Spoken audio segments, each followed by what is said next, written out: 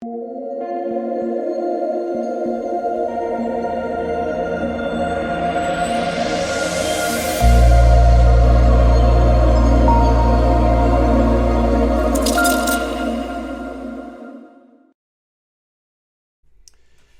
what is going on, guys? It's DK. Back at you with another video here to bring in the 12-game NBA main slate on Wednesday. Before I get into the video, if you guys are new to the channel, my name's DK. I make daily videos and live stream for NBA and NFL slates on Draftkings. If you guys cannot watch these YouTube videos, I do upload an Apple Podcast. I have a link down below. It's called the DKDFS Show. If you guys are interested in signing up for premium content, I'll offer that on patreon.com. Esports, NBA, and NFL included for free. Obviously, we only have the Super Bowl left. And then I want to thank Prize Picks again for sponsoring the show. If this is your first time watching, you guys are not familiar with what Prize Picks is, basically it's a site where you're taking over under on fantasy points, right? So they have fantasy projections, right? So Gordon Hayward is projected for 37 fantasy points tomorrow. Do you like the under? Do you like the over? And you can mix and match sports. Again, they have NFL, esports, PGA, all that good stuff. You guys want to sign up, you can use the code DKDFS. DKDFS, all one word, link down below. You get 100% match up to $100. So you put $100 in, you get $200 to play with. And it's a fun way, honestly. It's a fun, like, kind of different way to... It's not really DFS because you're not playing against the house, right? Or you're not playing against anyone. You are playing against the house. So you guys want, you can try it out. Again, DKDFS, all one word. And finally, I want to thank you guys for the continued support. It is greatly, greatly appreciated. Almost at the 8,000 subscriber mark. If you guys do enjoy this content, if you could leave a like button on the video, subscribe to the channel if you haven't already, and hit the notification bell so you don't upload videos you don't go live. We got a massive, again, 12-game slate, so I will be live before lock on my YouTube channel to go over everything, answer all your guys' questions, so make sure to check out the live stream. And let's aim for 200 likes on this video if we can get there. But yeah, with that all out of the way, let's jump in the video. So before I talk about players and the prices for this 12-game slate, let's look back at my lineup here from Tuesday. So, you already know it's coming. Last couple slates here. 2 slates ago, DeMar DeRozan, 5 fouls in 25 minutes. Last slate, Ben Simmons, 4 fouls in 20 minutes. Dwight Howard gets benched. So, tonight, I actually felt pretty good about my lineup.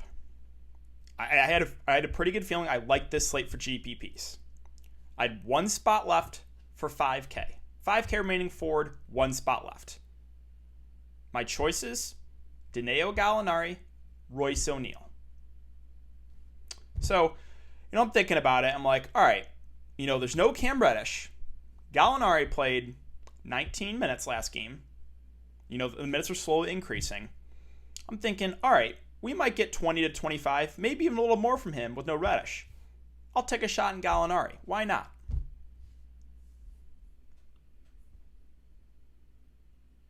Let me get out of the way so you guys can see.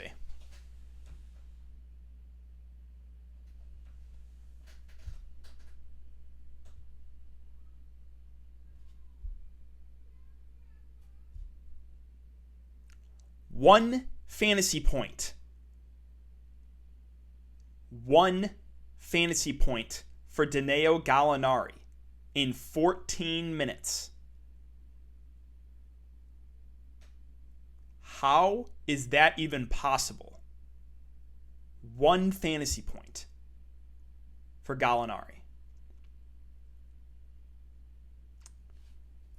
So, rest of my lineup. Trae Young was about 50% owned, 51 fantasy points. I like that price a good amount of him in this matchup. Again, with no Pat Beverly, no Kawhi, no Paul George. Terrence Mann only got him at 37% owned. Now, I wasn't entirely sure how many minutes he was going to get, but that was for value at 4-4 for starting point guard. I felt like I would go with that. Marcus Morris was let down. He was close to basically the chalk. Second highest owned player in this tournament, 66% owned. I don't regret it. There wasn't a ton of standout values. Morris was a good value play, just didn't work out there. Yeah, of course, right? Boogie Cousins was the clear play. I told 20 or 15% of people still faded him. I don't know why. John Wall only played 20. How many minutes did he play? I was a little bit tilted. I thought he would play closer to the 30-minute mark. He played well, but he just didn't get a lot of minutes. I think he only played 24 minutes. Let's see. Yeah, 24 minutes for John Wall. So, if he plays his 30 minutes, he's going to smash. He still had a good game, but I thought he was going to play a little bit more. Jerome Robinson, the the Wizards' value is just like, what on earth was that game, man? Like no one played, like everyone played like 20-ish minutes. Robinson did play 30, but just didn't do much. Again, he was popular, just that didn't work out. And Brad Beal, 45 fantasy points was all right. But yeah, it's kind of crazy how, a last piece in your lineup can go that bad for me. Because you guys want to know what Royce O'Neal finished with? 34 fantasy points. So let's just add 33 fantasy points to my score here. Let's just say, again, it was Royce, Gallinari. I want Gallinari. Again, one fantasy point. I put Royce here, again, plus 33. That's what, 278. I get second place and $1,000. The last piece in to go that bad is just like, can only laugh. I literally can only laugh about that. And one more thing. Can we talk about Austin Rivers tonight? He starts the game 10 of 10 for Austin Rivers against the Jazz. I was telling people in the Discord, I was like, you literally couldn't have paid me to play Austin Rivers. That's how bad of a play he was. And he shoots 100% in the first half. 6 of 6 from 3. Just a really, really low scoring slate, and one where my last piece in literally cost me $1,000. Like, so yeah, I was on the right track, and I get one fantasy point from Danilo Gallinari. So, oh boy. Ready to move on to this 12-game slate. So we have 4 games I think are out. Let me refresh this. I thought there'd be more, but I guess we only have 4 out on Bovada right now. Only 4. Okay, so Pistons, Cavs, a 215 over-under. The Cavs are 3-point favorites. So we have Kings and Magic, a 221 over-under. The Magic, 1-point favorites. Celtics, Spurs, a 225 over-under. The Celtics are 3.5-point favorites. And Mavs and Jazz, a 225.5 over-under. The Jazz are 4-point favorites. All right, so we're going to go team by team for this video. And let's start with the Pacers. So big news here is Domantas Sabonis, and this does change a lot, right? He's questionable. If Domantas Sabonis misses, it's Miles Turner and Malcolm Brogdon that I think both look really solid. Now, again, Turner's price is up, but if Sabonis is not on the court, he gets a huge boost. Plus, the matchup is good here against the Charlotte front court, so I actually would have a decent amount of interest in Miles Turner if Sabonis is out. And then Brogdon, again, it's just, I play him in the early set against Toronto. He shoots 5 of 22, goes for 28 fantasy points. Literally, the next day, the next game, the same matchup, 60 fantasy points. So, it's just been one of those last 3 days. I honestly have just can't catch a break. So that's another thing that you can only laugh at, right? Literally the exact same matchup. Playing the over slate, 28 fantasy points. Next game, same matchup, 60 fantasy points. All seriousness, I think Brogdon, if Sabonis is out, I think he would be a really solid play too. And then like the fringe value guys, like Jeremy Lamb actually did play over 30 minutes the last game. That's good to see. If we're going to continue to get over 30 minutes from Jeremy Lamb, I think he's viable, especially if Sabonis is out. TJ McConnell's actually been getting some decent minutes too. He's been playing like 25 to 30. He's a decent point per minute guy. I don't love the price, but I guess he would be okay. McDermott barely played. I think he only played 17 minutes. But if Sabonis is out, I guess you could punt with him. He's very scoring dependent. But really, it would be Brogdon and Turner for me that I would like a good amount. If Sabonis is in, I think they're all like the top 3 guys are all decent plays, but I don't know if one would be a priority. I would probably, if Sabonis would be full go, I think he would be the first guy in for me. So yeah, we'll have to keep an eye on that status. On the Charlotte side, so I guess Gordon Hayward is now just the best player in the NBA. No, but he's playing huge minutes, 38, 37, 38, and 38 minutes. He's stuffing the stat sheet. He's clearly their best player right now. So I think he's firmly in play. The price tag isn't moving. Even though the matchup is not great, I think he's a pretty safe play, honestly, at that price. Rozier, Graham, LaMelo Ball, if you want to take a shot on one of those guards, good luck. That's all I'm going to say to you. Good luck. One of those guys will have a good game. Good luck trying to figure out which one's going to be. Not playing PJ Washington. Value-wise, like Zeller and Biyombo, I don't think are the worst value plays. Biyombo playing mid-20s minutes. Zeller playing, 18-ish, 15 to 18. They're both decent point per minute guys, so like, again, don't love it, but I guess those guys are viable for value. Let's move on to Detroit and Cleveland. So no Blake Griffin, Jeremy Grant at 8.1K. Yeah, he's in play. He has not been shooting the ball well recently, 4-15, 3 of 19, 6 of 13, but he is still their best player, and he's a guy that can stuff the stat sheet. So yeah, Jeremy Grant, the price tag isn't moving. I think he's viable. Talon Wright goes for 55 fantasy points. With Derrick Rose back, though, I don't have interest here. The minutes should go down to like mid-20s, so yeah, I'm not going to play. I'm not going to chase that Talon Wright game. Derrick Rose isn't playing enough minutes himself for me to get to him. Mason Plumlee, again, he's been in some foul trouble. He did play 28 minutes the last game. I guess he's like an okay play in that price, in like kind of the mid-range. Can Wayne Ellington stop shooting like 80% from the field every single game?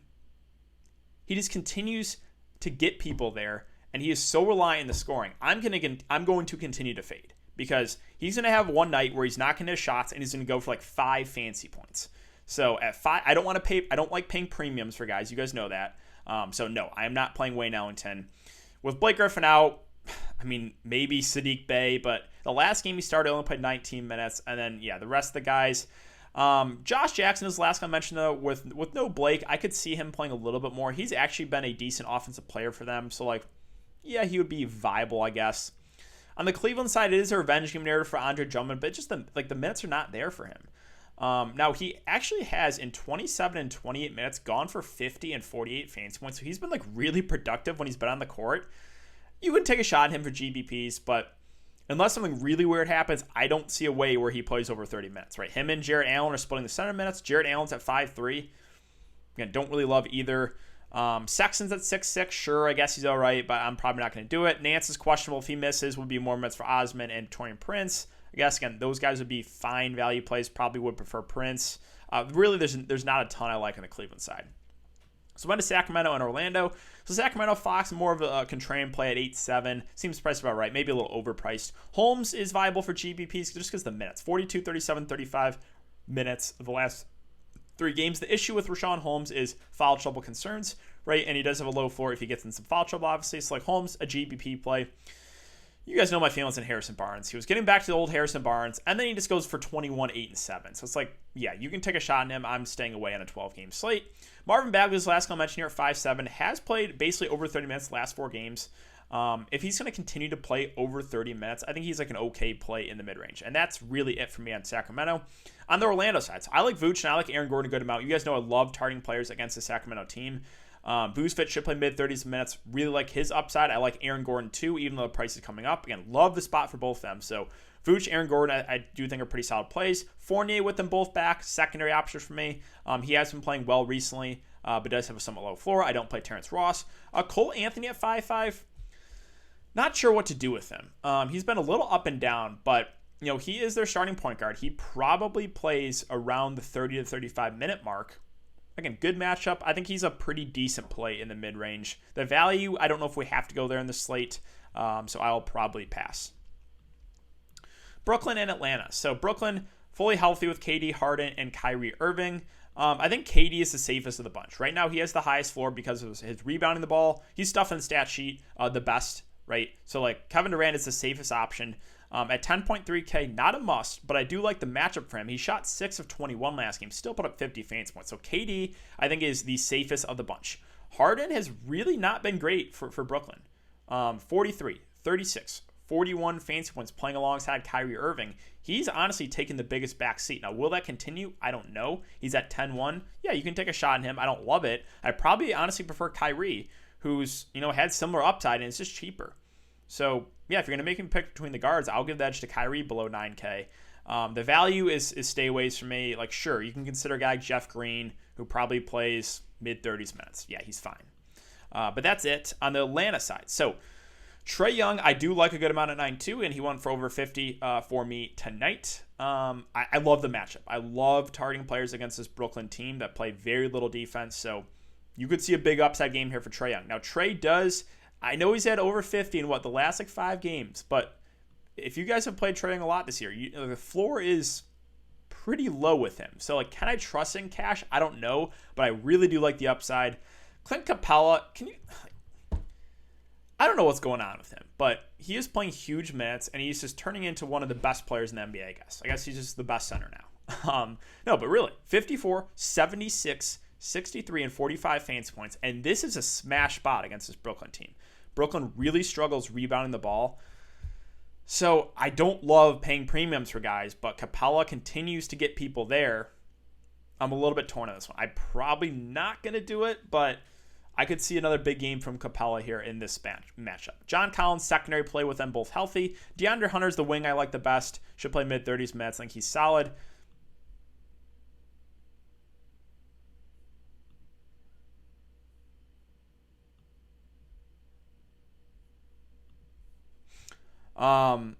Yeah, that's it for me on Atlanta. So let's move on to Denver and Miami. Denver, Nikola Jokic at the top of 10-5. Not necessarily the best spot, but he's firmly in play for GPPs. Should play mid-30s minutes. Again, kind of had a floor game for his standards, only 43. But we've seen obviously some huge games from Jokic. So yeah, he's viable in a GPP format. Same with Murray. Again, very up and down. Floor is low with him. Michael Porter Jr. had a nice game off the bench. Shot the ball really well, 10 of 18. 7K, though, it's like, yeah, again, you can go there. Like, the top three guys are all playable in GPPs, but I don't know if I get to any of them in cash. The secondary plays for Denver, don't love any of them. I will mention Monte Morris is literally, he's like a key part of this rotation right now. He's playing good minutes. I think he's like an okay value play here. Yeah, I think he's fine if you want to go there for value. But that's it for Denver. On the Miami side, so we will really have to monitor news. Jimmy Butler out, Hero and Goran Dragic questionable. So if they're both out, then, obviously Bam Adebayo looks really good at the top, but little worried about him getting in some foul trouble against Nikola Jokic. So there is a risk, but like if they're both out, Bam's going to have an insane usage. So would really like Bam at the top, and then it would be Kendrick Nunn. Even though he shot like 5 of 17 last game, we've seen some big games from Nunn with Jimmy and Hero out, and especially if Dragic is out too, then Nunn would be a really good play in the mid-range. And then like, who would I look to for value if they're both out? Honestly, maybe a guy like Iguodala, Gabe Vincent, I guess maybe he would start. So like KZ Okpala started the last game. There could be maybe some value if both Hero and Dragic are out. Now, if Hero and Dragic are both in, then I'm probably just going to stay away from the situation. I don't know if one play really stands out. If Hero's out and Dragic's in, I think Dragic looks pretty solid in the mid-range. Again, Nunn would be viable, and Bam. If they're all in, then again, I don't know if I get to any of them. Lakers and Philly. So LeBron James still below 10K. Had a massive game the last game, revenge game against Cleveland. I think a decent play. Again, don't love the matchup for him, but he's fine. Anthony Davis, I honestly probably prefer AD to LeBron. He's played in close games 37, 38, and 36 minutes. So if the minutes are going to be 35 plus for the main Lakers guys, then they do look better. And Anthony Davis is about $1,000 cheaper. So I think I would give the edge to AD over LeBron. I think he's a pretty decent play at that price. The secondary plays will probably stay away from me. If you want to take a shot in KCP, sure. But again, know the risk. He's very reliant on the scoring. And that's basically it. I mean, Gasol, I could see him playing more, I guess, against Joel Embiid. I don't know if they're going to want to run an undersized Montrez against Embiid much, or like, do they want to play Anthony Davis against Embiid a lot? I don't know. So like, maybe they extend Marc Gasol a bit, but I don't know if I could play him either way. On the Philly side, there's really only one guy I'm interested in, and that's Joel Embiid, 9.4K. I think that is a little bit underpriced. I know the match was not really the best, but this is just a price point thing. Like, that is too cheap for Joel Embiid, so I do like him a good amount. You guys know what happened last time. 21 minutes, 4 fouls, and the game blew out. I'm not going to go to Simmons, Tobias Harris with Embiid in. Everyone else are stayaways when this team is fully healthy. All right, back half here. Last, 6 games, Milwaukee and Toronto. So Giannis Antetokounmpo at 10-7, I think makes for a pretty decent spend up. I know the matchup's not necessarily the best, but he should play mid-30s minutes again. He's playing big minutes in competitive games, so do like the upside here in Giannis. Middleton's solid play. Don't love him. Drew, I don't think I'm going to go there. Brolo and Bobby Portis, so the minutes were pretty high in Brolo until that last game when he only played 26 minutes. And then Bobby Portis, again, I wouldn't play both together. Bobby Portis played like huge minutes kind of out of nowhere. So it's like you can take a shot in one of these centers, but right now the minutes have both been a little bit up and down for them, so can't really feel confident about either. On the Toronto side, so Pascal Siakam is currently questionable. If he is out, then yeah, Van Fleet below 8K, I think makes for a pretty decent play. Safe option, can stuff the stat sheet, should play big minutes. And I think Kyle Lowry would be viable as well, even though he had a terrible game last game. Normally, he has a pretty high floor. So like both of the Toronto guards I think would look pretty decent if Siakam's out. You can take a shot on Chris Boucher and GPPs. Did actually play 30 minutes last game. That's what we should be getting from Chris Boucher. But again, the minutes have been up and down for him, so hard to trust that in cash games. OG at 6'6" seems a little pricey. Norman Powell played huge minutes last game, 40 minutes, 37 and 40. He started with no Siakam. If Siakam's out again, I think you could make the argument for Powell, but same thing with like Wayne Ellington, right? You're paying a premium for him. I don't love paying premiums for guys, but like he would be viable because of minutes alone. And that's it for Toronto. Boston and San Antonio. So Boston, Kemba Walker coming back. This is the first time this team is fully healthy. Kemba himself, if there's, I gotta keep an eye on minutes restriction for him. If there's no minutes limit for him at 6'3" and he plays 32, 34 minutes, I think he'd be a pretty good play at this price. So we'll have to keep an eye on this. And he was rested last game, but there's no limit. I actually do have some interest there in Kemba. Smart with Kemba back, I'll pass. Brown and Tatum look like decent options at the top, but not priorities. Daniel Tice has been playing really well the last few games. I don't expect that to continue, though. 3 blocks, 3 steals, 2 blocks, 2 steals, right? He's not going to continue to get those type of stats. If you want to continue to ride that hot streak, sure, but again, you're paying a premium for him. And that's it for Boston. On the San Antonio side, so I know the matchup's not the best here, but price point for DeRozan and DeJounte Murray, that seems a little bit too cheap. 7-1 for DeRozan for a guy that, again, I played him there. He got 5 fouls in 27 minutes. But normally, he's a guy that's playing mid-30s minutes and can, stuff a stat sheet. And then DeJounte Murray, too, also stuffing the stat sheet, should play around the 30-minute mark. I think both DeJounte Murray and DeMar DeRozan, even in a bad spot, I do kind of have some interest in them. The rest of the Spurs, I don't love any of them. Like Lonnie Walker, I think you can make the argument for him for value. 29 and 30 minutes last couple games. Does have a somewhat low floor. And then Vassell has played about 20-ish minutes. And you can take a shot on either of them for value. I don't love either, though. Let's move on to Washington and New Orleans. So Washington, we'll see about Russell Westbrook. They've limited him last couple games. Now, this is a back-to-back, too, and he's actually rested on back-to-back, so we'll see. Like, if they rest Russell Westbrook, then Brad Beal becomes a really solid spend-up at the top. Even at 10-2, I would like Brad Beal. If Westbrook is rested, then Raul Neto actually becomes a decent play at 4-3 if he starts. He played 22 minutes last game, had 24 fantasy points. So we'll have to keep an eye on that. The value, if all those guys are out again, Jerome Robinson's now priced up to 4.8. Garrison Matthews at 4.4. I don't know if I want to go here on this slate. Like, Len barely played last game after playing 21 minutes. They gave those minutes to Jordan Bell, who played, 16 minutes. Anthony Gill started and played 22 minutes. If you want to take a shot on any of those guys, sure. On this, on a small slate, we had to consider those guys. On this 12-game slate, I'll probably just pass. On the Pelican side of the ball, so I do like the matchup for the Pelicans here. Ingram versus Zion. I do prefer Zion right now because Ingram has really not been getting the peripheral stats. Zion, better rebounder, can get you some blocks and steals. Again, I like the matchup here against this Wizards team, so I think he's a pretty safe play at that price point. I also have some interest in the mid-tier guys. So Steven Adams at 5.5, I think that is underpriced. He should probably play 25 to 30 minutes. So, I think he's a decent play there. And then, the upside plays are Lonzo Ball and Eric Bledsoe. Both have been up and down, but I could see upside game here in this matchup. So, I think those guys are both viable, Bledsoe and Lonzo. Again, does one really stand out more than the other? No, but I think both those guys are a little bit underpriced and should play about 30 minutes in a good matchup. But that's it. NAW at 4.2, he's been getting, about 20 minutes. Again, viable value play, but not a must. OKC and Phoenix. So on the OKC side, Shai Gilgeous-Alexander at 8.5. Again, when games are competitive, it's most of the time because of SGA for this OKC team. So sure, the prices continue to come up on him a bit, but I think he's still viable there at the top. Al Horford, I'll keep an eye on that. If he misses, we can look to Roby as a play in the mid-range, should play mid to high 20s minutes. If Horford plays and there's no minutes limit, I think he would be an okay play himself. So we'll just keep an eye on that one. Baisley's been very up and down. You can take a shot on him in GPPs if you want to. Diallo, I thought he would get more minutes with no George Hill. Still only played 21, so it's don't really love that. Maldion started, but he's a low usage guy. I guess he would be okay. Really, I don't know if I want to go to this OKC value. So really it's SGA for me. And then, the center, whoever starts the center, whether it be Roby or Al Horford. On the Phoenix side, so big news is no Devin Booker. Chris Paul, that game went to double overtime last game. So he played 32 minutes in regulation, but still does get a pretty decent boost with no Booker. Revenge game narrative here too. Again, I know he only played 1 year for OKC, but I think he actually is a safer play at that price. And DeAndre Ayton's a guy that stands out for me.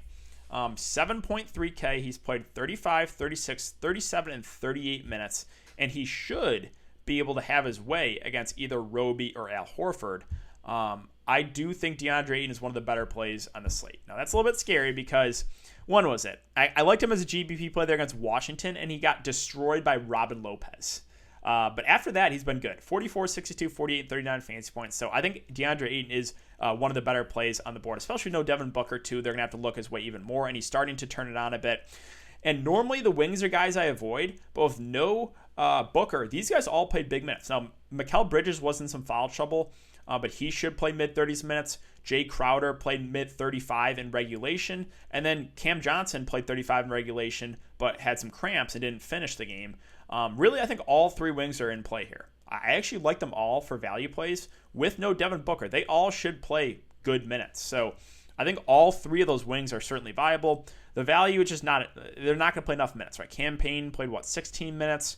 Javon Carter, I think, played 16. It's just, it's really the top five guys for me. And I think all five are firmly in play here for this Phoenix Suns team with no Devin Booker. Dallas and Utah. So obviously, Luka Doncic going to go for 86 last game. He has insane upside. Even in a bad matchup, he doesn't play every single slate. Stuffs the stat sheet. So Luka firmly in play at the top. Porzingis at 8.2 seems priced about right. Can still have some upside, but more of a contrarian play. The rest of the guys are stayaways. We might have Richardson, DFS back. I don't want to mess with the Dallas value right now. Let's move on to Utah. So Utah, Rudy Gobert is a little bit underpriced. He had a massive game tonight. He should play, 30 to 35 minutes in a close game. So I think Gobert actually is a pretty safe play at this price point. Wouldn't expect over 50 from him again, but I still think that is a little bit underpriced for him. Mitchell had a terrible shooting game. Again, he does have a somewhat low floor when he's not hitting his shots, but I guess he would be an okay play. Conley probably a little safer for his price point, right? Can get you the assists, can rebound the ball. Again, decent play, not a priority for me. Clarkson minutes are down, I'll pass. Bogdanovich, I'll pass. Royce O'Neal, if I went with him, again, I would be $1,000 richer tonight, but that's just the way it goes. Look, 13, 16, 19 fantasy points last year games, and then he goes for 34. So 4-8, I don't think I want to go there. Joe Ingles should play about 20 minutes. I don't really love that either. So the Jazz are just, I don't never like seeing the Jazz in the slate. Finally, Minnesota Golden State. So this is a game I want some exposure to. Karl-Anthony Towns out. D'Lo is still questionable. If D'Lo plays and there's no limitations for him, I think he's a decent GPP play in a revenge game narrative, good matchup. If he misses, well, then it's Malik Beasley again, who was at pretty low ownership last night, went for 41 fantasy points. He would be the number one option on this team. Should play 30 to 35 minutes. Would like Malik Beasley there a decent amount in the mid-range. And then Ricky Rubio would be a decent value play, or play in the mid-range at 5.4. Should play, mid to high 20s minutes. Can stuff the stat sheet. So I think he would be a decent play. And then you could look to McLaughlin, who I mentioned the last time. If D'Lo's out, he'll play the backup point guard, and he's played 20 and 22 minutes. He's actually played pretty well, too. So, you could punt with him if you want to. Naz Reid is a good point per minute guy. It's just a matter of can he stay out of foul trouble. He fouled out in 24 minutes the last game. So, you can take a shot at him in GPPs. Again, that foul trouble risk is always there. Vanderbilt, minutes been a little up and down. I am a big Jared Vanderbilt fan, but 27, 21, 25 minutes, don't love it. So, he's viable, but the minutes for these secondary guys are way all over the place. Anthony Edwards minutes up and down. All these guys are playing around the 20-minute mark. A Koji, and it's not really no one stands out for me. Jaden McDaniels been playing 20 to 25 minutes. If you want to take a shot on him at almost mid-price. Ed Davis at 3.3 backs up, Naz and probably plays 15 minutes. So does one play really stand out here? No. And you can take a shot on Anthony Edwards. He's had 20 in back-to-back games, but I don't really feel comfortable with anything else besides those main guards. So Beasley and Rubio if D'Lo's out, and then McLaughlin for value. That's probably where I'd look. If D'Lo's in, it's probably D'Lo and Beasley for me, and that's it. Let's finish up with Golden State. So once again, Steph Curry at 9.3 is too cheap. If this game stays competitive, he'll play mid-30s minutes. He went for 53 last game. Now, it does have a somewhat low floor, right? He turned down there in the fourth quarter. But yeah, I like the upside in him a good amount in this matchup. Wiggins at 6'7". I don't really play Andrew Wiggins. He had 3 blocks and 3 steals, which is more of an anomaly. It is a revenge game spot. If you want to go to him, fine.